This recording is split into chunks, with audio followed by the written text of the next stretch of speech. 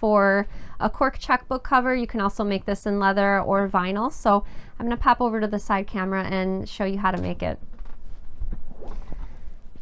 Okay, so I do have a link in the description for printing out the template, which is just one piece of paper, so super easy.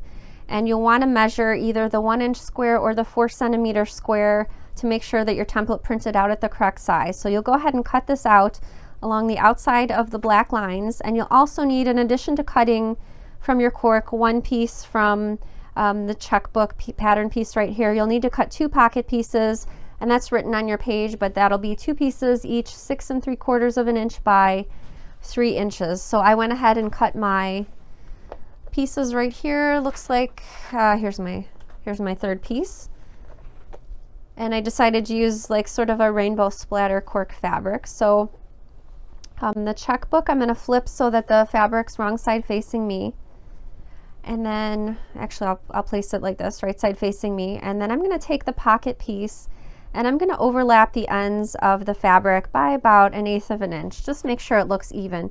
The reason that I'm having you overlap this is so that while we're sewing, if anything shifts at all during the sewing process, it's super easy to trim and get everything exactly aligned. And I'm going to do the same thing for, oh, sorry, that's a bit shiny.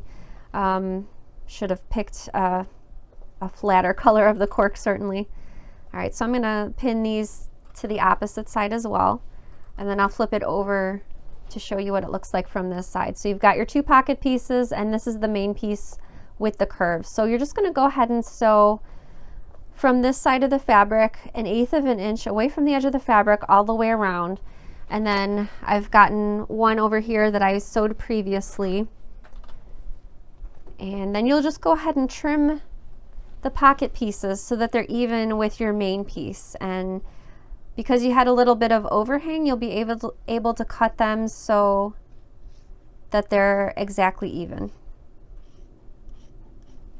So this is just a quick 10-minute project, something to spice up your checkbook cover.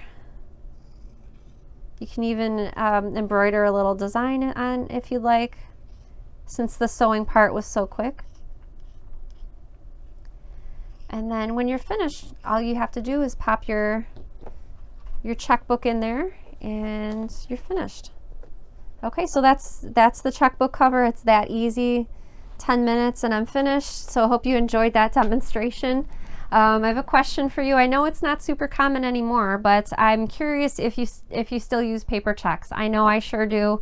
I do pay a lot of my bills online, but certain vendors and certain places I just really still have to write a check. So I'm curious about that. Let me know in the comments if you do use paper checks.